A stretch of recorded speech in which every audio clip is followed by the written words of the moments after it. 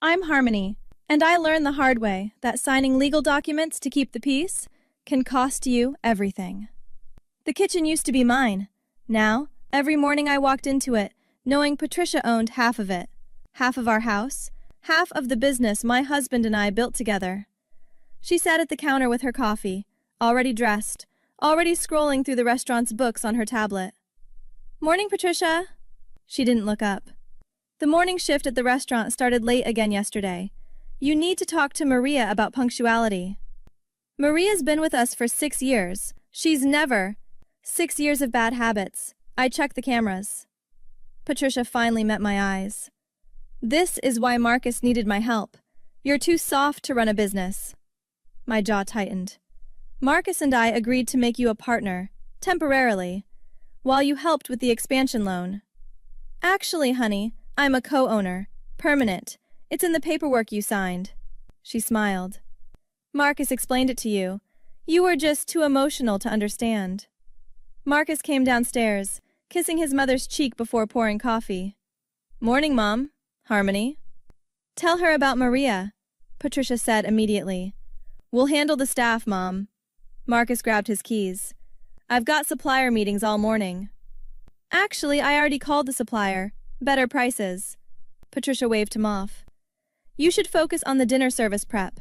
Harmony can stay here and handle the house." I watched my husband nod and leave. Just like that. "Marcus!" The door closed. Patricia returned to her tablet. "I'm going to the restaurant," I said. "No, you're not. We need to discuss household expenses. You've been wasteful." "Wasteful?" She pulled up a spreadsheet. $200 at the grocery store last week. Are you feeding the entire neighborhood? That's normal for... I spend 90. You're welcome to learn from me. She slid the tablet over. "Here's an approved list. Stick to it." My phone buzzed. My best friend, Simone. "Call me. Emergency." "I need to take this. After we finish." I picked up anyway. "Sim? Your dad collapsed at the office. He's at Riverside Medical. It's his heart." The room tilted. "I'm coming." "Where exactly do you think you're going?" Patricia stood. "We're not finished discussing the budget." "My father had a heart attack." "Then call him later. Running to the hospital won't change anything. What will change things is getting this household in order." Marcus appeared in the doorway. He'd forgotten his phone. "Your mom won't let me leave. My dad's in the hospital." Marcus looked between us. "Mom, come on." "Marcus, we had plans to reorganize the storage room today. Your father-in-law has doctors. Harmony has responsibilities here." "I'm leaving." I grabbed my purse. Patricia's voice went cold. "If you walk out that door without permission, we'll discuss your position at the restaurant. Permanently." Marcus said nothing. He picked up his phone and left again.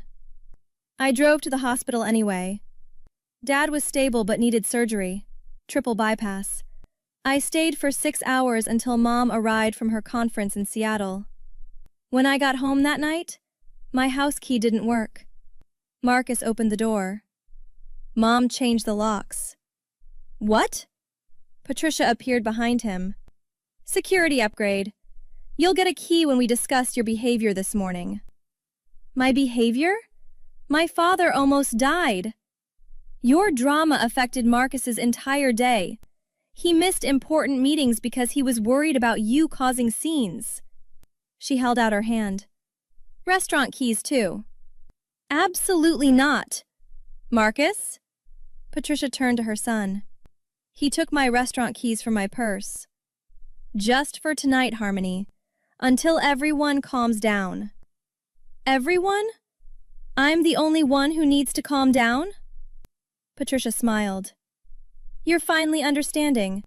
Now, Marcus and I redid the master bedroom. You'll sleep in the guest room until you can behave like a partner instead of a child."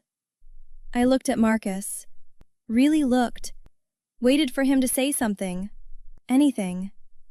He went upstairs. I slept at Simone's that night, and the next. Marcus called twice, asking when I was coming home. Not asking me to come home, asking when, like I was late for an appointment. On day 3, I returned. The guest room had my clothes in it. My photos from the bedroom were in a box in the garage. Patricia was cooking in my kitchen. There you are. Marcus has been stressed. You're selfish, you know that?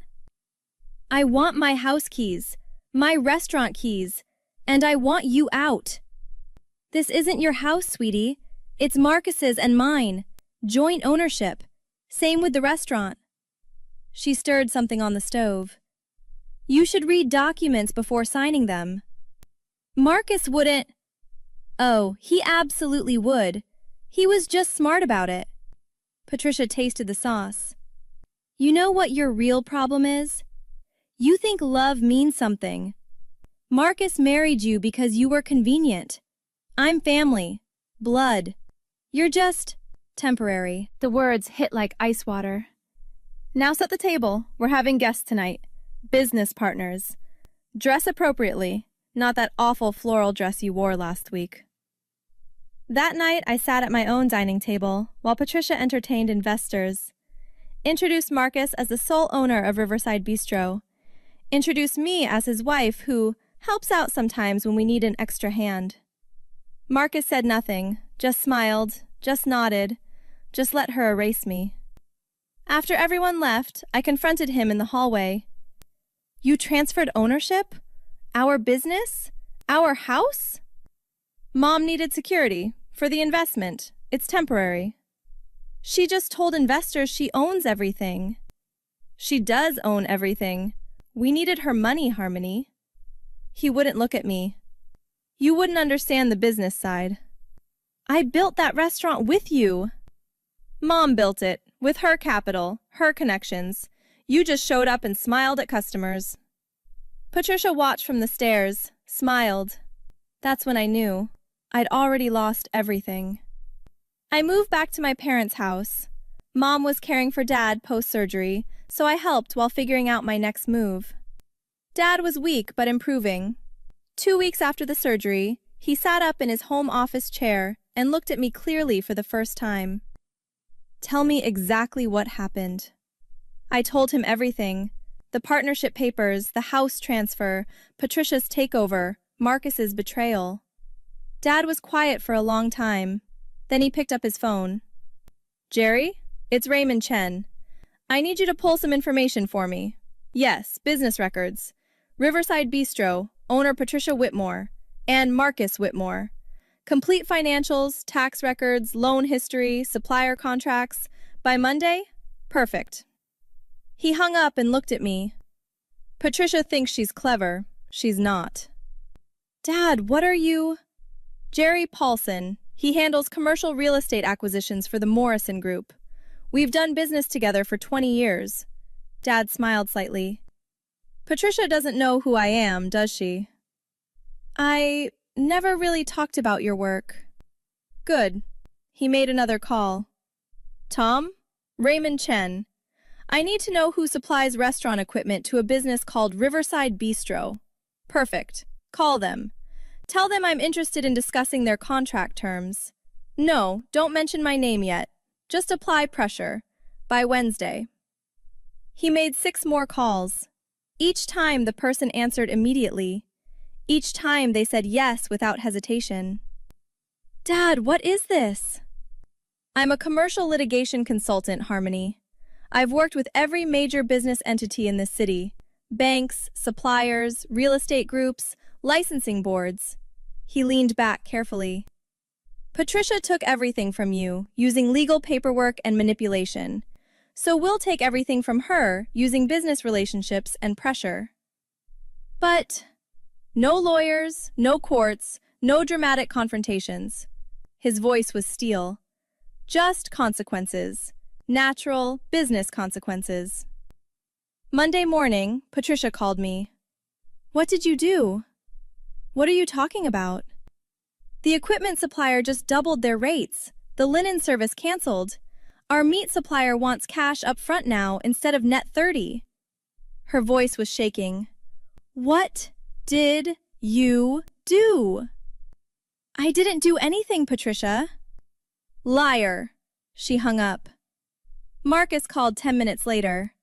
Harmony, please. Whatever this is, stop it. Mom's having a breakdown. The bank called about reviewing our loan terms. Our insurance premium tripled. Health inspector scheduled a surprise visit. I haven't done anything. Maybe that's just business. Don't play dumb. Your dad did this. My dad had heart surgery 2 weeks ago. He's barely walking. I kept my voice neutral. But if your business is struggling, maybe it's because Patricia doesn't know how to run a restaurant. Fix this. No. Harmony. You chose her. You erased me.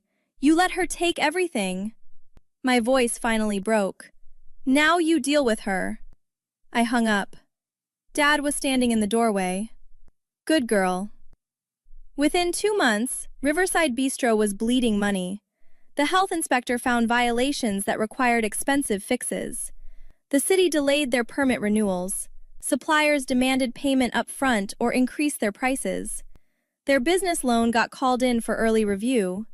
Patricia tried to sell the house. The appraisal came in $40,000 below market value, and every buyer's financing mysteriously fell through. She showed up at my parents' house one Sunday morning, rang the bell until Mom answered.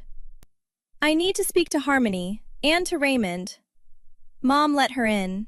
Dad was in his office, fully recovered now, doing paperwork. Patricia stood in the doorway.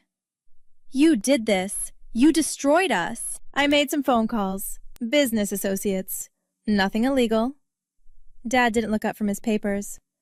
Turns out when you steal someone's business and home, people who know her family take that personally. I didn't steal anything. It was all legal. Yes, it was. And my response was all legal too. He finally looked at her. The difference is, I have relationships, trust, decades of goodwill. You have paperwork and greed.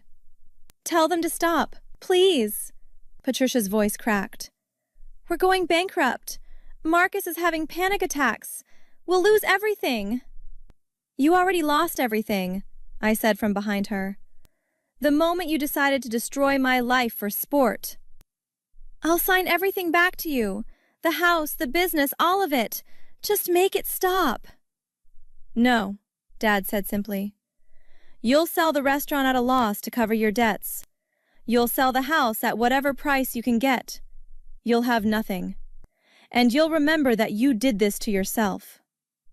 Marcus is my son! This is killing him!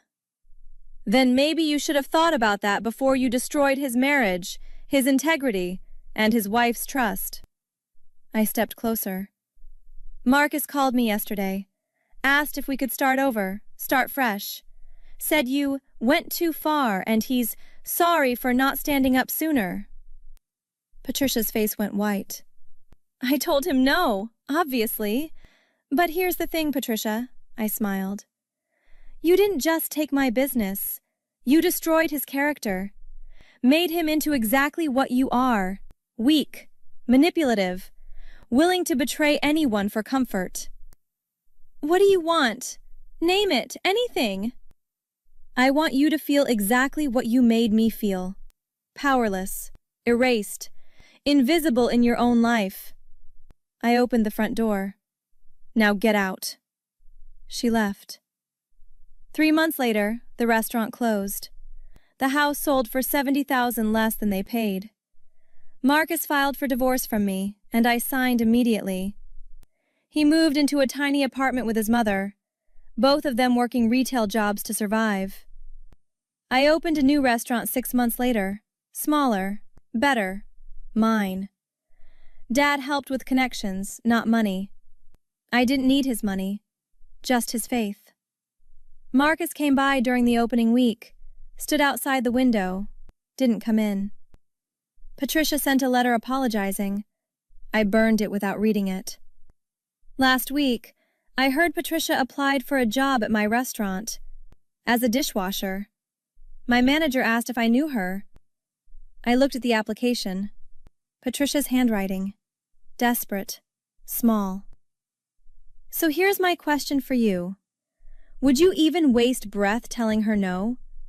Or would you let her sit there wondering why she never got a call back?